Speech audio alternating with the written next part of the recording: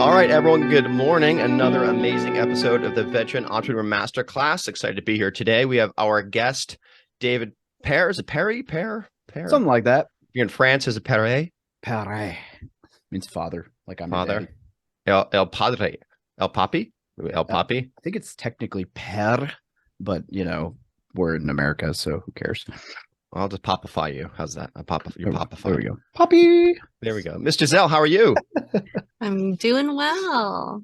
I love that you're in our shared workspace in one of the booths and they have the Darth Vader light coming down. Like this is an episode of Star Wars. I know they need to do like a podcast studio in one of these shared workspaces.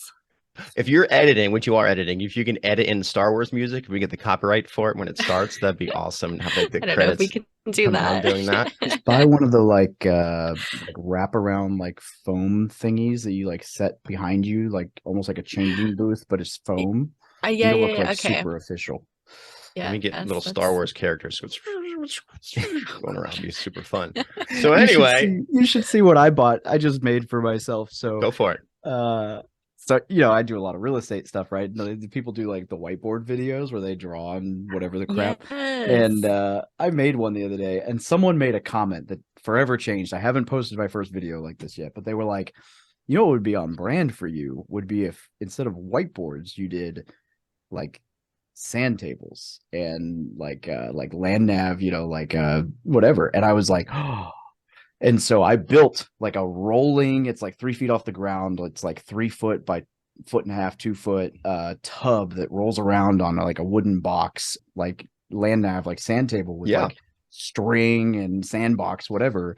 And then I bought like army men and like Monopoly houses and like index cards to write on to teach and like an overhead camera mount. And then I bought like this ugly, like zombie fat thing that I'm going to be like, this is the tenant. And it's like the stupidest, most military way ever. And so I haven't made my first actual video with it yet, but it is freaking hilarious. And I can't wait to film like a video about like why you need an LLC where like the fat zombie tenant trips on his way out of your house. And then like them like role playing with like this stupid like sand table thing. That's good. So for our listeners who don't know what a sand table is, when you go through infantry officer course or the basic course, at least I went through in the Marine Corps, and you were practicing land navigation and you're doing tactics to attack or defend a situation. You make a train table is basically what it is, and sand, and you take a map and you can recreate the topography of an area,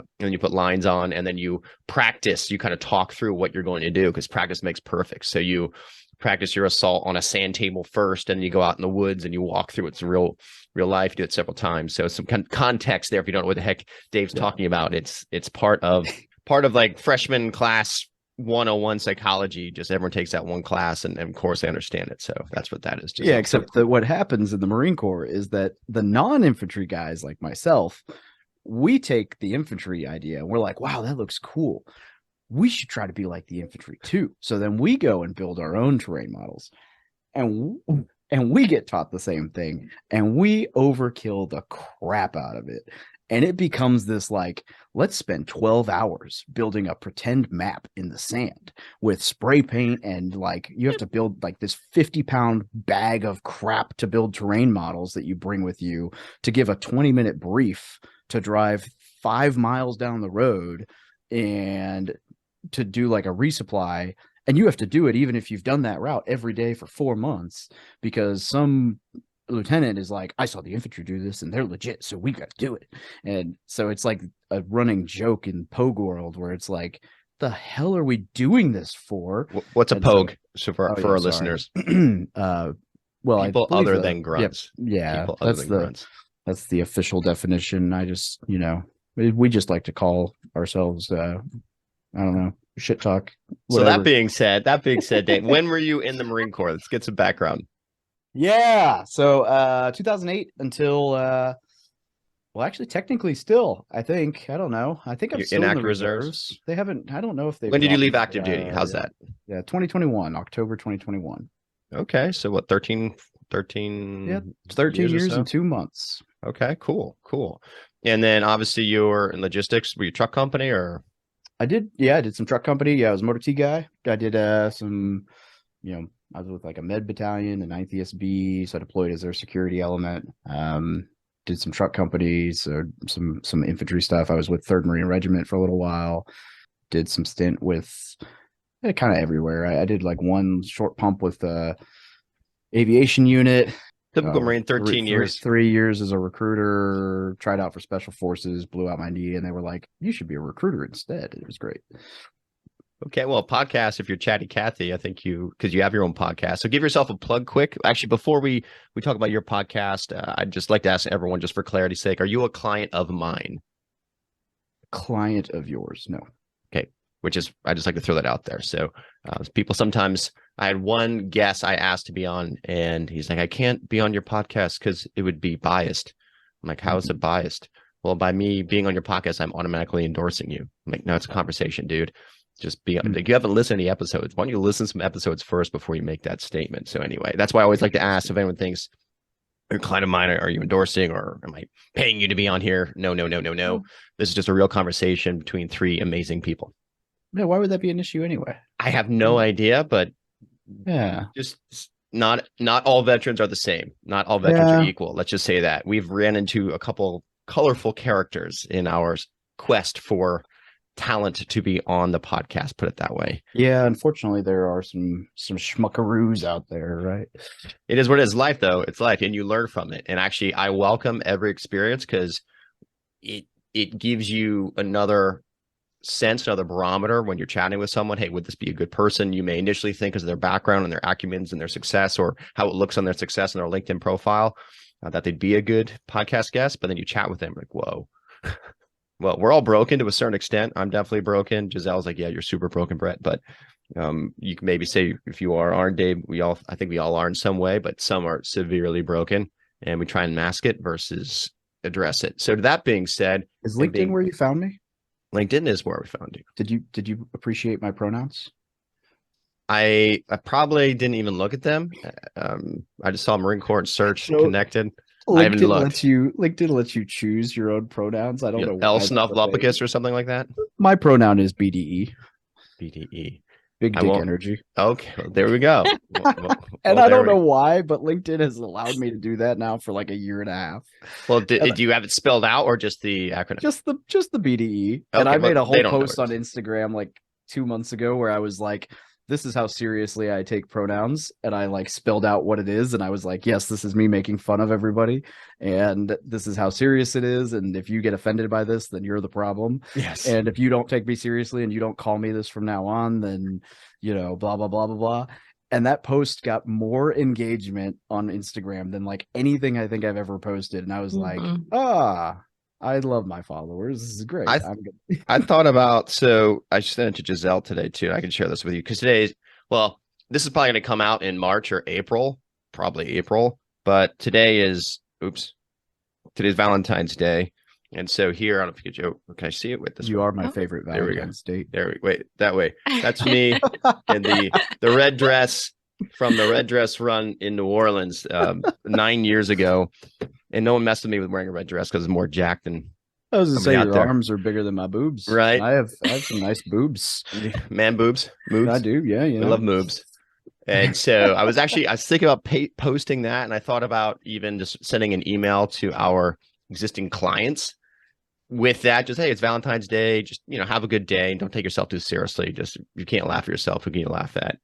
And I'm mulling it over. It is my style. However, some of my super ultra conservative clients probably wouldn't see the humor in it versus the veteran entrepreneur clients. And I'm not 100% veteran entrepreneur yet. So veterans could care less. And I will say, though, I will say this story just made me think of a story. So I was at the basic school, TBS, and we're getting ready to graduate. It was Marine Corps. We did a 20-mile hump that day, and we had the Marine Corps birthday, and everyone's letting loose, having fun. And I had my ex-girlfriend from colleges. She was a dancer. One of her pink spandex leotard sequence dance costumes for whatever reason. And a drunken college, you're silly. You wear silly things for certain mixers and fraternity events and things. It was just kind of fun. And I so badly wanted to put that on and run around the basic school with a pink tutu and the whole little ballerina spandex thing. and I had a female. Well, she's now a 2-star, not 3-star. Oh goodness. She was Captain Nethercott, but now she's Lieutenant General Nethercott. She was my SPC. What does S stand for? Special Platoon Commander or Section Platoon Commander. Anyway, she pulled me aside and she's like, Henderson, do not put that on. This is your reputation in the Marine Corps. Do not start your reputation wearing a pink dress at the basic school.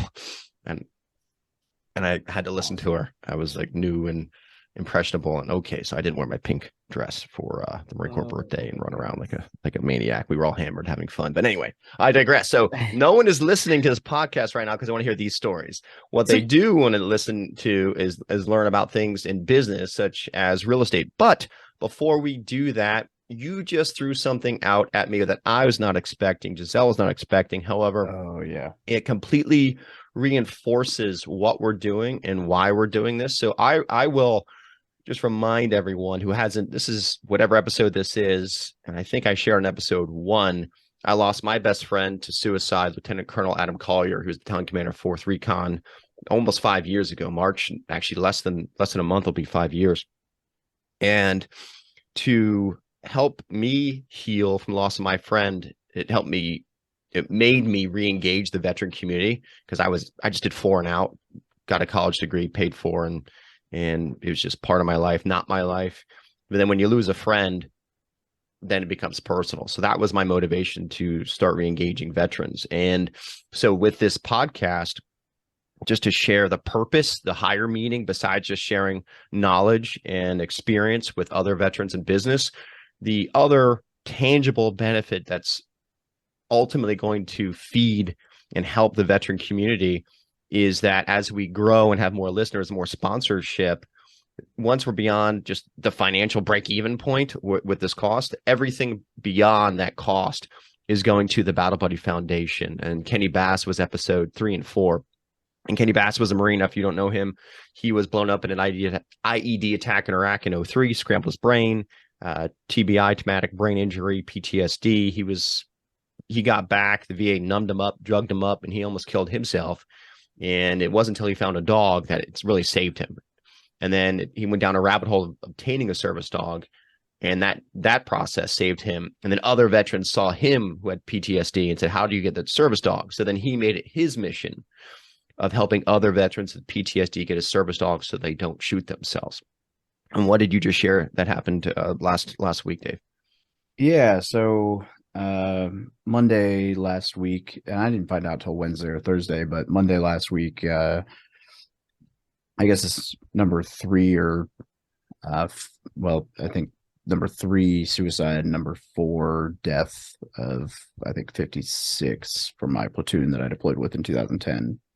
Dead, but suicide by cop. So he played the old shotgun pointed at a squad car game. Really? Yeah. Dude. And he knew what he was doing. He was an MP. So just an unfortunate situation. And it was kind of a bummer. I mean, it's definitely a bummer, but it's always a bummer. It wasn't like a best friend. He was a sergeant when I was a lance corporal. He was one of 3 sergeants. And it was someone who I never got a grasp for whether or not he liked me. And our last interaction was one that I had posted in the group on Facebook, like, hey, I wrote this book, I'd love to give everyone a free copy if you shoot an email. And he almost just lashed out. And I could tell that it came from a place of hurt. And so I kind of replied and was like, hey, I don't even remember exactly what I said. I mean, the someone in the group pulled the comment down, so I can't even see it, his comment or mine. But my response was, from what I remember, something to the effect of, I could tell that, I don't know what I did, whatever. I can tell that you're hurting. If you need to talk, who knows, whatever. That was probably the first time we talked in years, right? And it was obvious that he was hurting, and I didn't really make enough of an attempt to reach out. But the thing that kind of irks me is that I don't live in Colorado. I just happened to be in Colorado that week. And this happened an hour from, or 45 minutes from where I was staying that night. And so it's like, you know, it's just harder to know that had this person shot me a message, I was within a 40-minute drive, and I could have shown up and sat down, and I would have absolutely done it in a heartbeat. And it's interesting because there's a time 2 years ago, a buddy who was actually a good friend, I'll name him Eric Bopst. He was a recruiter with me. He was at my wedding. He killed himself, and I think he was in Tulsa at the time, Oklahoma City or Tulsa. And I was driving through I-40 from California to Missouri that night, and I thought about texting him to ask him out to dinner, because the last time I'd driven west, my wife and I had stopped and hung out with him for a little bit, and I was driving through on my way on my own. But I was like, you know, I'm feeling good. It's early enough. It's about 4 hours to Springfield. Like, I can push and I can make it home before midnight. So I'm going to just push and I'm going to make it home. And so instead of texting him, I made it home. And, you know, I made it home at like 11:30, midnight, maybe 12:30. Everyone was asleep already, made it home, said hi, and went to bed. And I woke up the next morning and found out that he'd killed himself. And that has haunted me for a long time, because I'm like, damn, if I had shot him a text that night at 5 or 6 o'clock and said, yo, dude, I'm blowing through Tulsa. I haven't seen you in a year or two. Let's grab dinner tonight. You know, and I just stopped there. Like, who knows what would have happened? Yeah, but you can't do that. Can't exactly. do that. You can't do that. Yeah, you can do that, but you can't do that, right? Yeah, and so it's just weird, because it's like, that's twice now that I've happened to be in the same state that I don't live in. To that point, weird, man. Yeah, it is weird. To that point, though, you bring up something I think we can all do a better job. Especially, you're younger than me. I just turned 47. You're 32, and so your time will come. And my tightest friends are still my crew from college and beginning of the Marine Corps. You know, from when we were 18 to 20, 23, 24. And then even, yeah, it's really, that's probably when you build your closest friendships. And so as you get older, everyone goes their different way. People get married, people get divorced, kids come, kids go, all that happens. But recently I've had a couple friends reach out to me that I haven't spoken to in a while. My old roommate from the basic school, Mike Grass, if he's listening, hopefully he does. Like, he just reached out. You know, like, how you doing, man? And he introduced me to another couple good Marines who we're having conversations with just about life and catching up. I'm like, why are you calling me? He's like, just do a better job being a friend. You know, there's nothing wrong with taking some time to reach out to an old friend. And yeah, maybe you don't have as much to talk about and you're a different person now than you were 5, 10, 15, 20, 30 years ago, which is happening soon for me, which I can't believe. Yeah. But just doesn't hurt. What's the there's no downside with shooting someone a text. Hey, what's up, dude? That's it. What's up, dude? How are you? Like, how you been? You got us, or just hit the call button, that green thing, the picture of a phone that no one ever touches anymore. Just press that button, call. Yeah. Like, yeah, you have voice, this thing comes out, this noise, you move this mouth and things come out on a phone. Like, no one does that. They just text forever anymore, but it doesn't hurt. There's no downside. And actually with this, what I'm building, what I'm seeing, I was really kind of on my own for many years. And in business, it was not a bad thing to be a veteran, but you're kind of looked at like a oddity from civilian America. And so having this group, and I'd love you to join the Veteran Entrepreneur Masterclass. We have our monthly Zoom call. We had our biggest group. I think we had like 25, almost 30 people this week that showed up. It's just a safe place, and where we're all there and we all get it. We're all the same. It doesn't matter your branch, doesn't matter your rank. It's a safe place to be yourself. And we all have that common background. We all serve, we all volunteer. So I think for us, taking that bond and applying it in business is huge. So bring this full circle to the purpose of the podcast. It is to take our shared knowledge, shared background and expertise. And, you know, you're 32 and I'm 47. I got almost 20 or 15 plus years of experience on you that I could share and help you attain your goals even faster. Or you could use me as a sounding board, or I could use you as a sounding board because you have a different perspective than I do. So, you know, that's what I'm kind of seeing, thinking, and I'll just Giselle has no idea I'm going to throw a question at her. I'm going to throw a question at Giselle right now because she's sitting there listening. But what are your thoughts, Giselle, as you kind of look at yourself and your own career and where you've gone through college, and you didn't serve in the military, but you're around all of us goofy guys and gals now. Just what's your takeaways? You're sitting here listening and hearing. Just from what you guys have been sharing right now, I don't have any experience with that, and I wouldn't know how to feel about that. It's very sad to hear that people coming out of the military, they don't feel they don't have someone that can share, and just talk. And I don't know, it's kind of sad that I don't know, like, just like talk to people. And yeah, I wouldn't know what, I don't even know how to respond. There's no right or Let's wrong just say answer. that. There's no right or wrong answer. Just a feeling. How do you feel? And I think what people, and Dave, jump in, people confuse like that person is a certain way. A lot of it is, especially of PTSD, it's a feeling of that you're a burden on your family because you can't go out, you can't be social, you can't, because you can't handle it. You can't handle being in a crowded space sometimes, depending on what you've been through and your level and the severity of your PTSD. And so a lot of that's just stay home, and they want their family to go out and do things, and they feel, hey, I'm a burden on my family. I can't go out. I can't do these things. I can't be the provider that I'm supposed to be. And my family would be better off if I just wasn't here as a burden for them. And that's the mindset I hear more often than not. And what's your just thoughts on that, Dave? Yeah, I hear that one. Another thing that I think it plays a huge role, that unfortunately I think gets underscored so much, is when you leave the military, you lose that identity and that purpose. And I think, when you look at stats, right, 4 out of 5 suicides are men.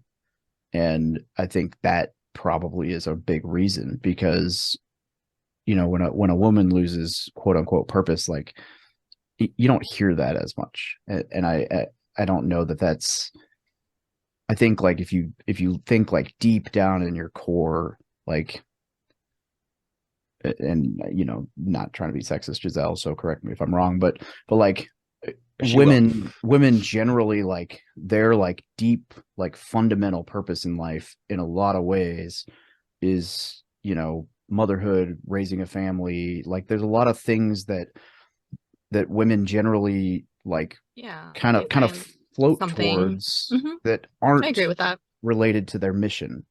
And men gravitate towards that mission. And so when that just disappears, and the thing that they've attached themselves to as their identity, especially like as like, I'm a Marine and my mission is X, and it's just gone. And if they weren't prepared for that, and then they're not around service members, and they don't have that community, and they don't know how to handle that, and then you throw that in with the PTSD of not feeling like they belong and they can't go out, and then somehow society's decided that, like, they're a monster because of it. It's just this cocktail and it's almost funny, because it's like, if you were to ask me what the answer is, my answer is like, as a vet, go grab that asshole and say, let's go outside and walk. Just get outside in nature, in the sun, go for a freaking walk, take your freaking shirt off, enjoy the sun, and see life, and like, go figure out who you are again. And, is that the solution? I don't know. But I think that's more of the solution than push-ups. And not to knock on the push-up thing, but I don't know that awareness is the answer. I think, if anything, awareness might be hurting it. I think the whole contagion effect thing is real, where the more you talk about it, the more people think it's an option. And that scares me. I think the more it's publicized, the more that when somebody's really hurting, the more they're like, oh, well, I know this person who did it, so it's also an option for me. And it's like, I don't know if that's the answer. I don't know if it needs to be talked about, but maybe not publicized. I don't know. I don't know what it's a weird. I hear where you're going with it, and here's my thought, and I'd love to hear your opinion. So I actually had a newsletter on this on LinkedIn last month, came out, and this came from a chat with another veterans group, a Marine invited me to, and I was listening to that group, and I think I talked about this on another episode. But this group, like my group of veterans, is all about business and doing well and kicking ass and growing your business and revenue and overcoming challenges and picking yourself up.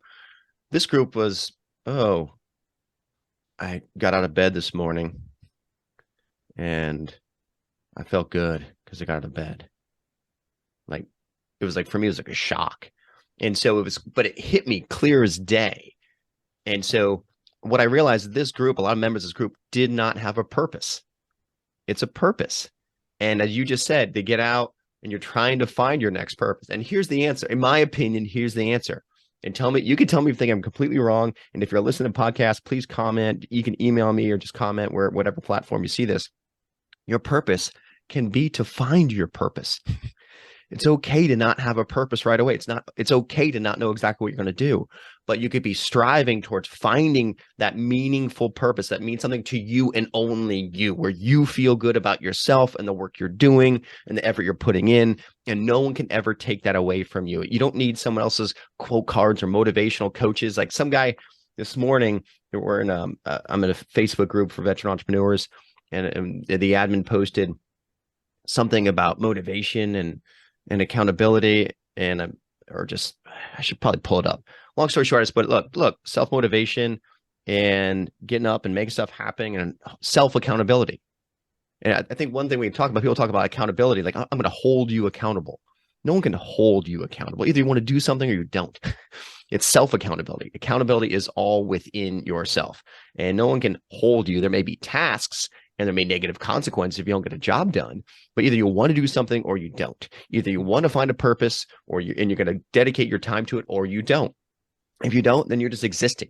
That's why so many veterans, I think, are homeless. They go to drugs or alcohol because that is easier than finding a purpose. And finding a purpose is hard. And it took me humbly, and I'm not saying it's right or wrong, it's just what it was, me getting out in 2002 until my best friend shooting himself in 2018 to really apply who I was, you know, as a man, and then I became a father, and as a veteran, and having clear purpose. And my mission right now is, number one, professionally, help my clients achieve financial freedom. And then as my clients succeed, I financially succeed. And my financial success allows me to give back to veteran groups that help other veterans with PTSD. That's the Battle Buddy Foundation.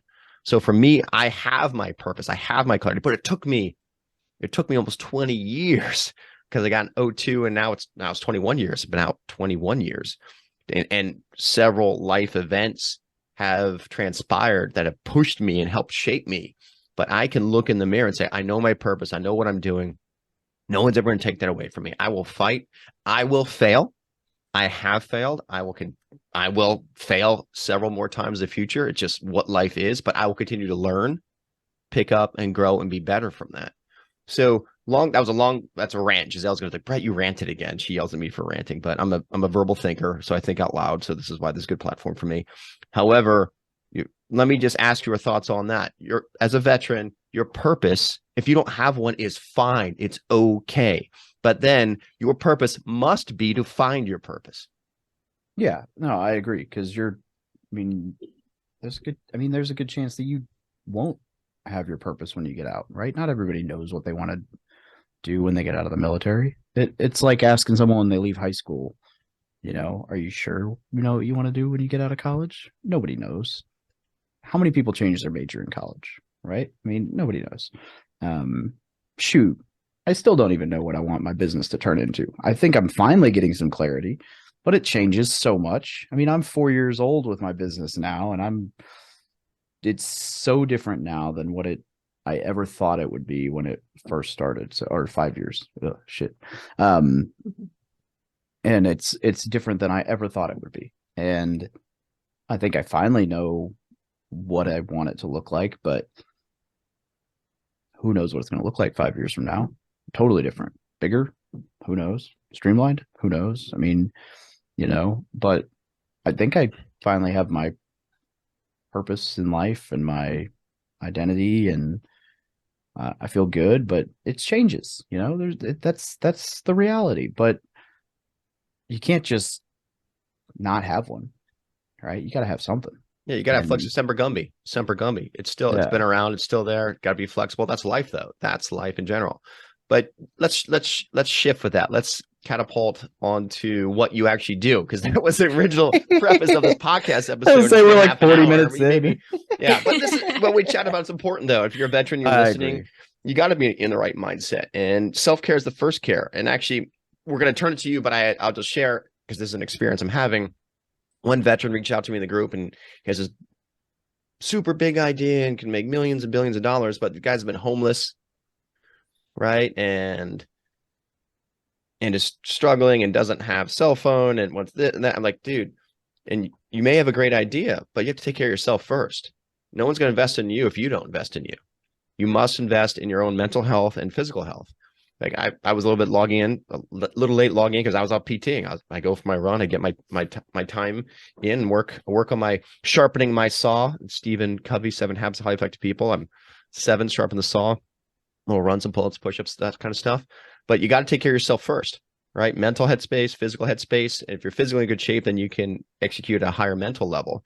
So that being said, let's go back to you, brother. So what is your business? What are you doing? And what do you help people do? Yeah, I mean, my business originally was just investing in real estate, right? Buying houses and renting it out and doing whatever. I've kind of dabbled in like every aspect of real estate at this point. I mean, I've done wholesaling at a pretty decent scale. I've done some house flips. I've done some burrs, which is basically a house flip, except you refinance it and hold on to it as a rental.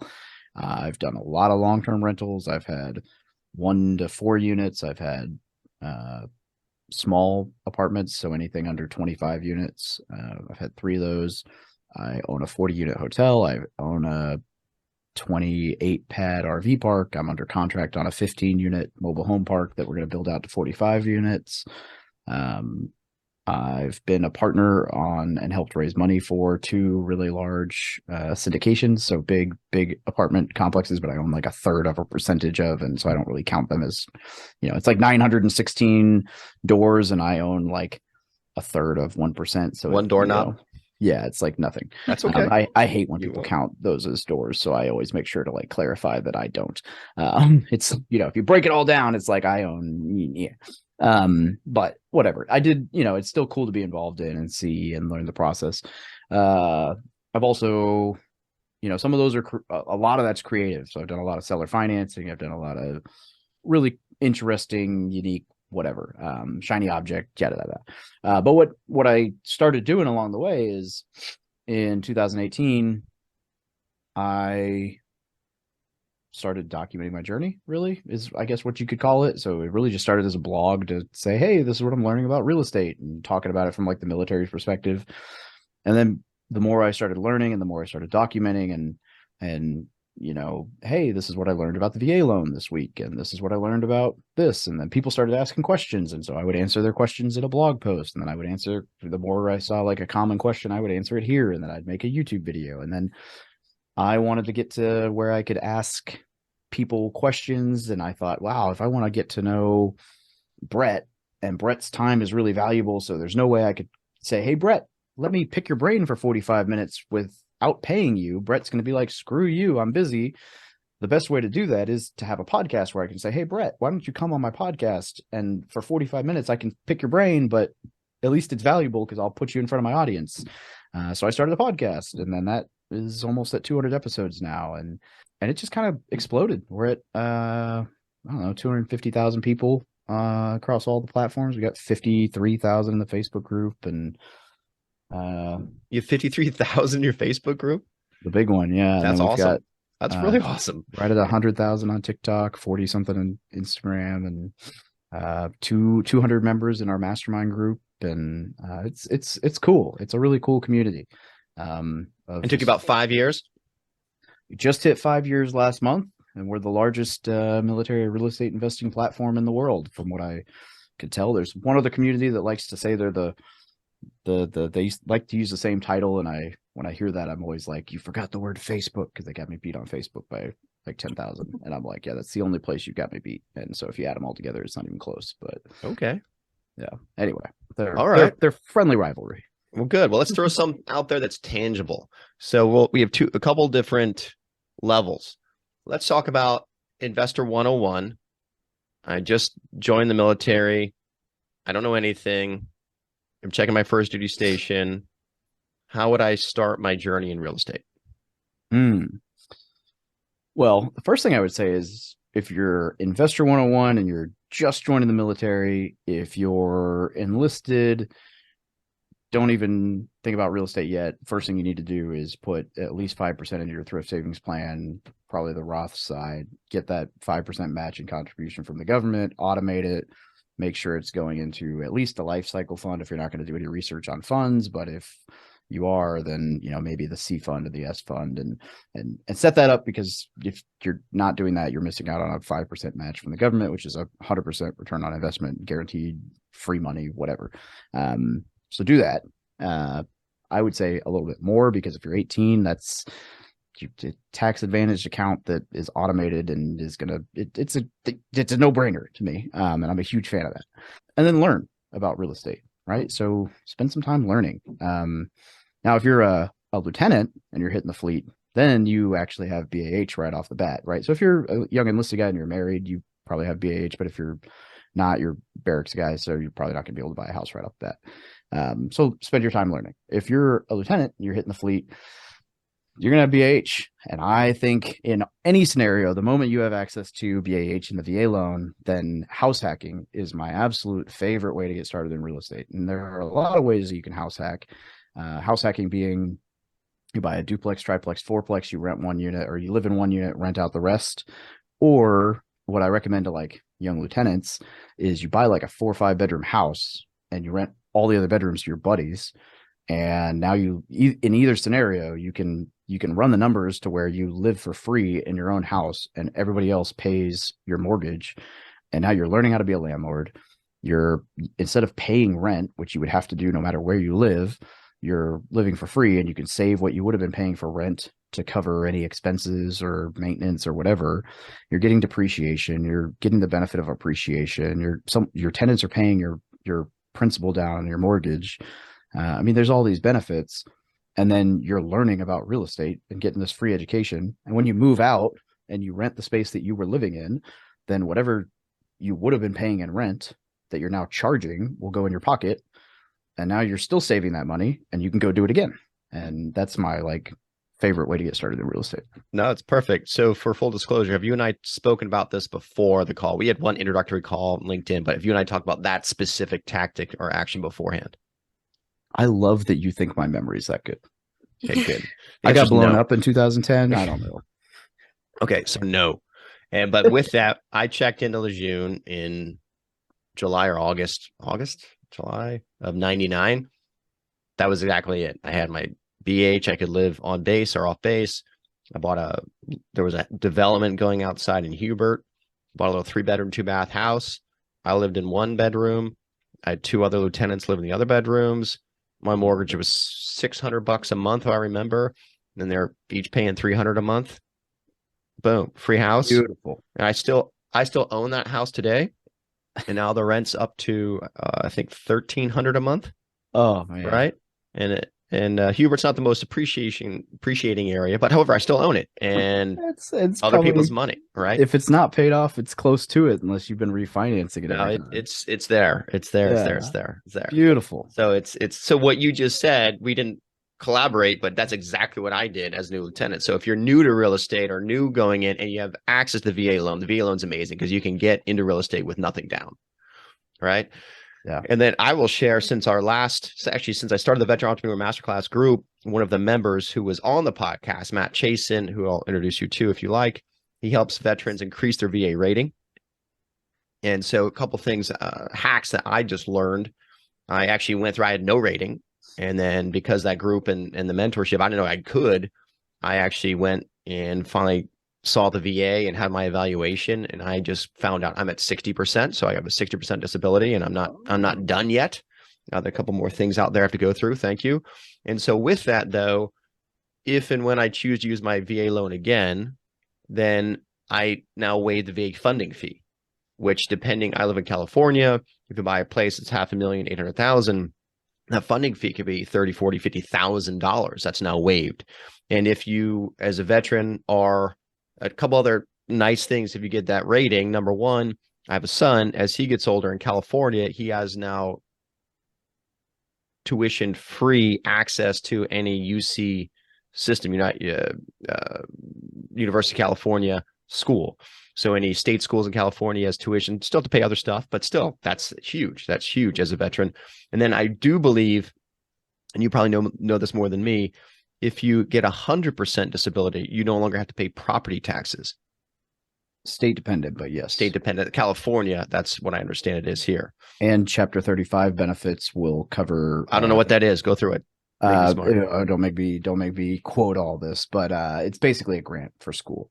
So in theory, instead of having to have transferred your GI Bill, Chapter 35 is a grant that will pay for up to, I forget how much a month, but essentially it'll cover most state colleges worth of education if you're 100% PNT.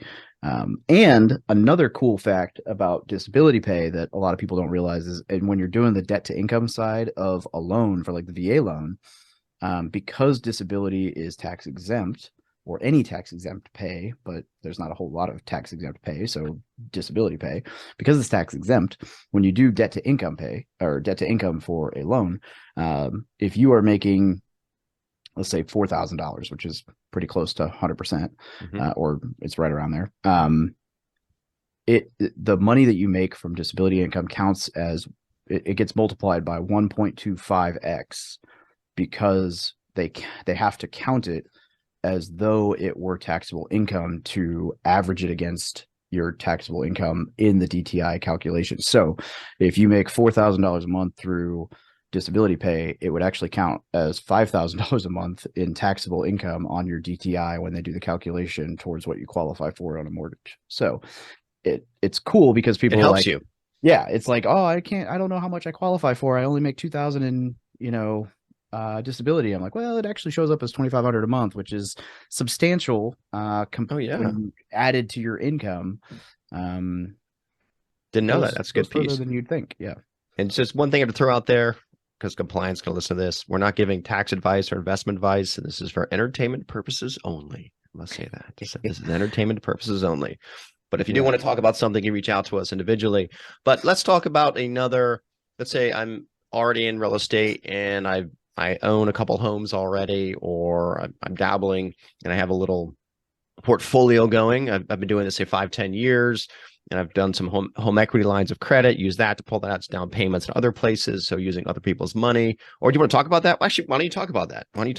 Once you have some equity built up in a home, how you can catapult that to continue to grow your investment portfolio in real estate. Yeah, I definitely like HELOCs. So home equity line of credit, for anyone listening, let's say you have a home that's worth $200,000 and you only owe 100. Most banks will lend up to 70 or 85% of the value of your home as a line of credit against the value of your primary residence.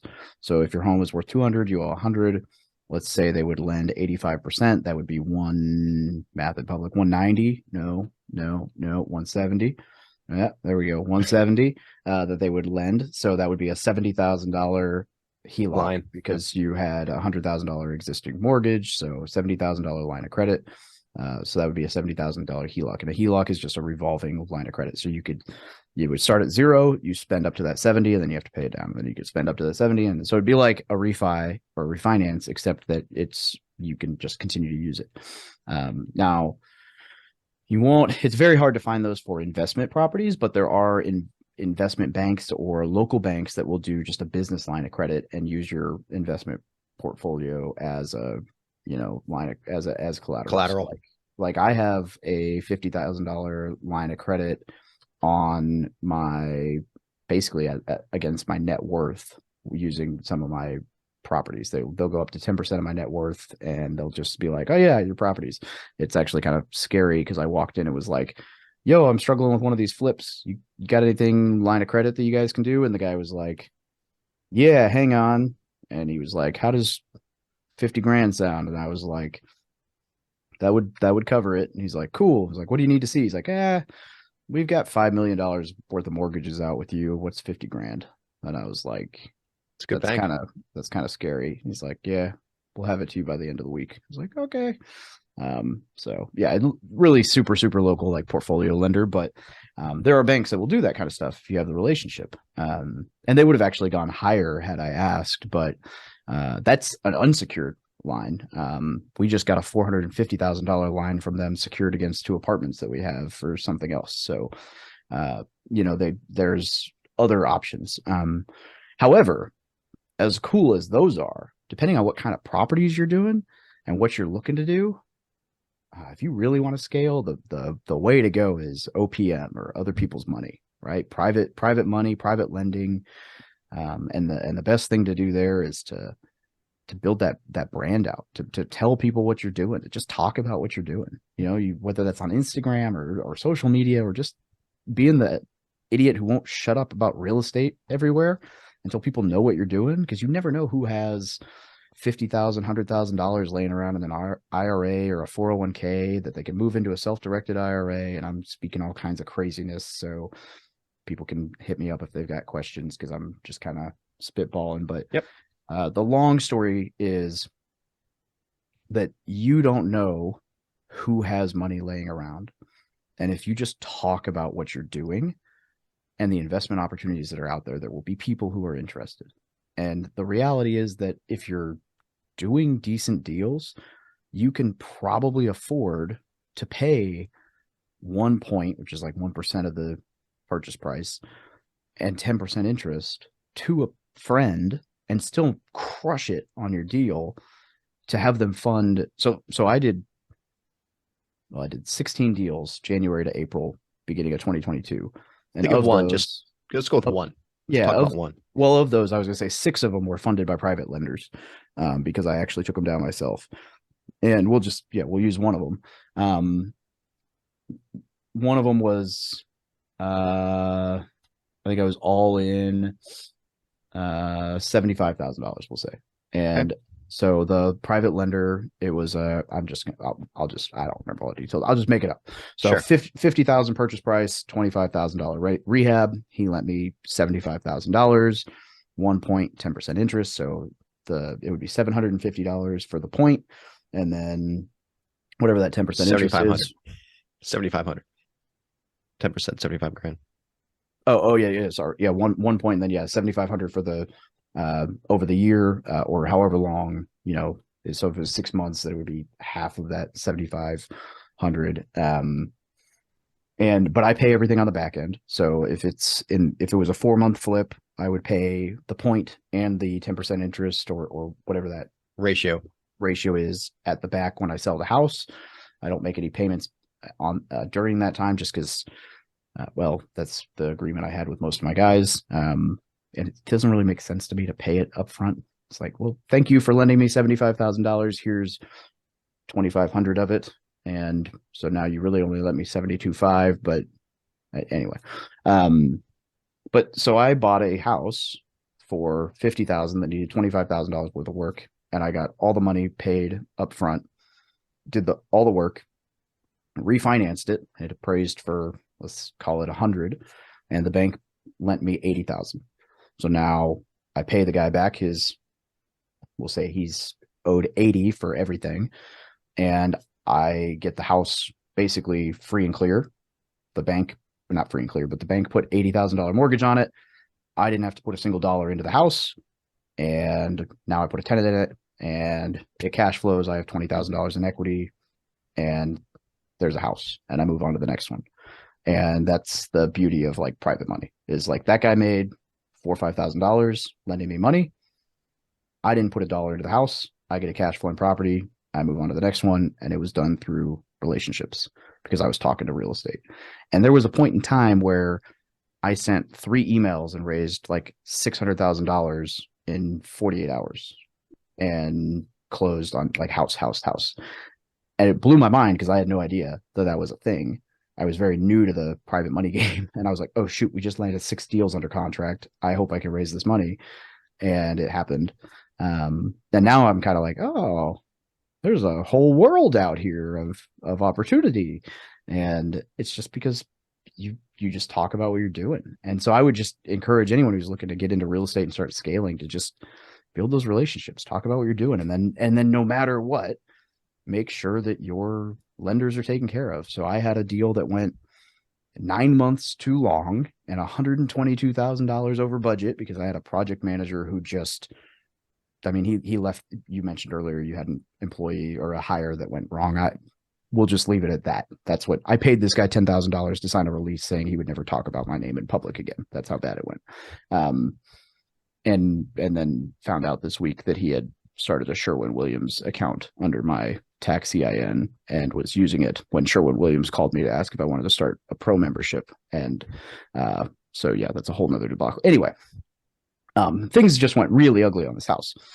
I ended up losing $30,000 when it was all said and done. But that $122,000 came out of my pocket, and the lender was paid every single month in his interest and made money. And at the end of it all, we had an agreement where he got 5% of the profit, and he asked how much profit the house made.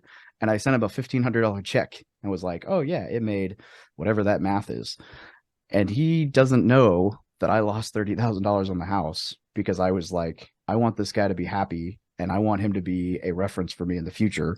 So it is what it is. And like, but here I am losing whatever, but the house turned out great. It was a house that had a fire in it, and it's turns out sexy. The before and after pictures are great. But you know, if you keep your lenders happy no matter what, then like that one deal is now forever. I've got a guy that I can go to and be like, this is the worst flip I ever did. It was the most pain and everything went wrong. And that guy never missed a payment. Go ask him. He'll tell you learn for it. And you learn from it though. Yeah, right? Absolutely. So there's that aspect too. I think to keep things rolling and in regards to time, I appreciate you sharing that. I think there's another access which the only time I generally, and again, I can't give any advice or recommendations. This is entertainment purposes only. Or if you have a 401k, I'm a master technician, 401k consulting. That's really what made my career 15 years before I started just working holistically with veteran entrepreneurs. And so the one piece I would share, hey, don't borrow from your 401k to get a car, especially back in the mid 2000s when I started. It was SUVs, and there were spinners, the big wheels in the 20s and all that stuff. Like, don't take your money out of your 401k before for that. Gas prices. Right. Well, that's what happened.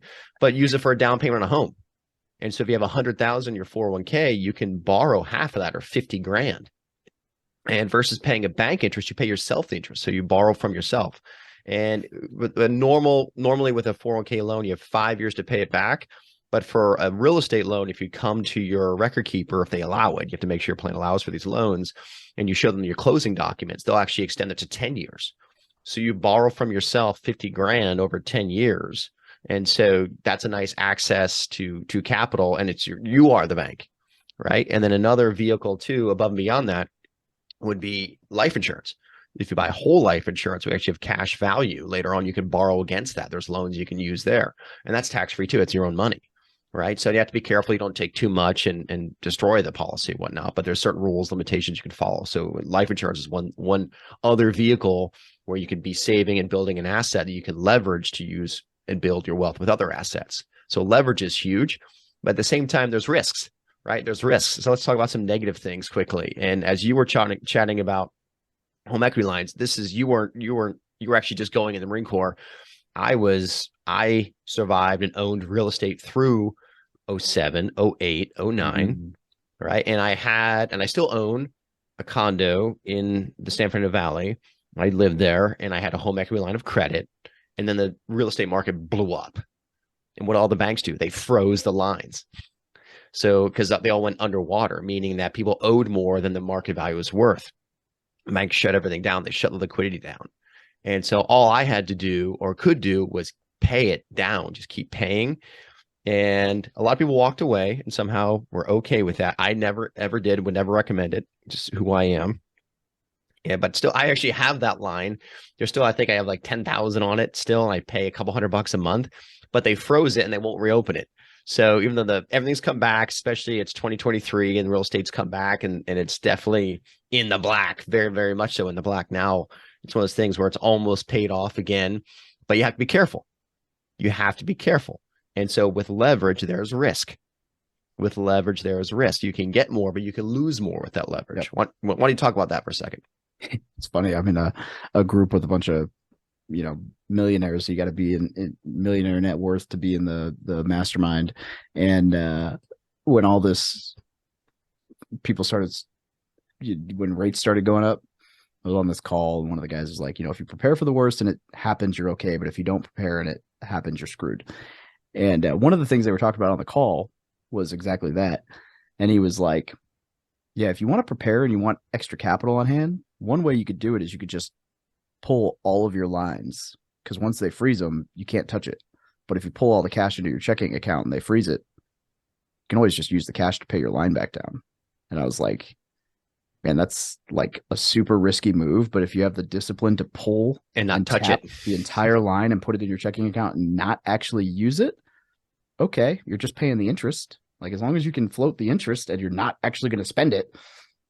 Yeah, but I don't know that I have that discipline. I'd be like, ooh, I could buy a house with this. And then I'm locked. But yeah, there's all kinds of, risk. You mentioned the whole life.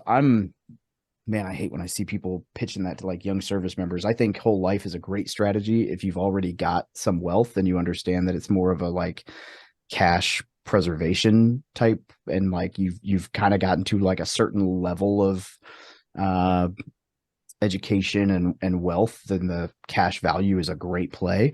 But I see it unfortunately pitched a lot in my Facebook group to like young service members. People will be like, oh, roll your TSP into this whole life insurance policy. And I'm like, dude, like, first off, the guy pitching it doesn't even know the difference between a direct recognition and a non-direct recognition policy. And I'm like, you don't even have any business selling whole life insurance, let alone anyway. So I won't get me started on that. But we can talk about that too. That's a whole other world we can talk about. Yeah. It's a fun conversation. I've had a couple people on my show where I'm like, every time I see people pitching it, I'm like, how about you and I get on recording and we record this conversation and you can pitch me, and nobody's taking me up on it. I'll take you up on it. Yeah. The people who would take me up on it are the people who have similar views as me, because they understand that it's not always the answer. Yes. The people who think it's always the answer are the people who are just trying to scam people for the commission. Yes. I had a whole life policy through them at one point, and I got rid of it as fast as I could. I had it for like 7 years, and I think it had a $1,400 of cash value when I closed it out. Let's talk about that quickly, and then I will go. So if people are looking where to start, you already hit it. Anything Roth TSP, Roth IRA, Roth 401k, get that going first. Again, I can't give tax advice or investment advice, entertainment purposes only. However, Roth is the way to go. And Roth. Just once you max that out, if you and now Roth 401k of your company is worth, you could do it at $22,500. It's almost $2,000 a month after tax. So if you can pay the taxes and then afford to do that, you're probably earning 35 grand to pay the taxes to walk away with the 22.5, right? Depending where you are. So if you can afford to do that first. And then if you've already are maxing out your Roth 401k and you're using index funds, it's a whole other piece. Then you can look at, okay, I want to build more wealth. And if you already have a home, I think a home would be the next piece. And then beyond that, if your mortgage is good, okay. And then you could look at it. If you have kids and you're married and you want to build wealth, then you could look at life insurance. So it's a matter of order of accounts, because there's tax play. It's a whole nother, I need to have a CPA on, let them actually chat about the tax play, because you got your taxable accounts, your tax deferred accounts, and your tax advantage or tax-free accounts. What should you use, when, where, why, and how? It's all specific. It's all custom, but real estate falls into that. Right? Real estate's just another vehicle. It's just a tool. An IRA, it's just a vehicle. It's just a tool. A house, an apartment building, a business, right? They're all just investment vehicles, and they all have different risk characteristics, and they are all, there's no good or bad ones. There's no emotions, just the numbers. What are the numbers for each one? What is it today? What could it be tomorrow? So that being said, why don't you shift and chat about say you buy a commercial building, and are you familiar with cost segregation? Let's throw an advanced, let's end on an advanced topic. Let's talk about cost segregation and what that is and how that could be potentially beneficial. And so at the end of the day, what you talked about, sorry, we're tangent, but it's coming back. There's no right or wrong answer. There are many levers available to you as an investor, and knowledge is power. So your job, I would say your purpose, we talked about purpose before, if you're an investor, is to learn a little bit about as much as you can. And then where you're not proficient, find an expert in that area to mentor, to help you build your skill set. Would you agree with that statement? Absolutely. Yep. And so with that, one of the areas I became familiar with or heard of through one of my mastermind groups was cost segregation. Cost segregation. And so I've been chatting too much. I'll shut up. Why don't you tell us what cost segregation is and how it works and what it could do for an investor who owns a building? Yeah, cost seg is just a way to really take advantage of depreciation at a better rate, right? And it became really popular over the last few years because of the accelerated depreciation rules that really, I think, were Donald Trump era and hopefully will stay around, but God knows every year who knows, right? Every year they talk about destroying everything real estate investors hold dear, and then they realize that that'll destroy the economy, so they don't do it because they're like, wait, without real estate we suck, so we should probably not kill real estate. Okay, we'll not do that. But whatever. So depreciation, right, is, for anyone not familiar, depreciation says that a house will fall apart over time. A roof is good for 30 years or whatever, and therefore said roof is going to fall apart over that amount of time. So every year, let's say it's a $30,000 roof and it's good for 30 years, then that roof is going to lose $1,000 worth of value every year. That's the basic concept. That's your tax write-off. Exactly. And so the whole house is, and I'm going to mess this up, I want to say it's 39 years for commercial assets. 39, straight line. And is it 27 for residential? I always that I don't know. Anyway, and so if you do a cost seg, what a cost seg does is you go through the building. So instead of just a straight line 39 years for a commercial building and saying, hey, this entire building will age over 39 years. So if it's a $100,000 house, you would divide it by 39 years, and you would take 100,000 divided by 39, and that would be how much you write off every year. Instead of doing that, you go through and you look at every single piece of that building. The roof is going to age in 30 or 40 years, and the whatever, right? You go through everything. So windows, lights, appliances, fixtures, pipes, everything. Exactly. So like a really crazy example is we did this last year to 2 apartments in our hotel. And the hotel's a weird example because it's like commercial washer, commercial dryer, and the washer and dryer in that thing are like $20,000-$30,000. And then like 40 beds, 40, showers, 40 toilets, 40, everything.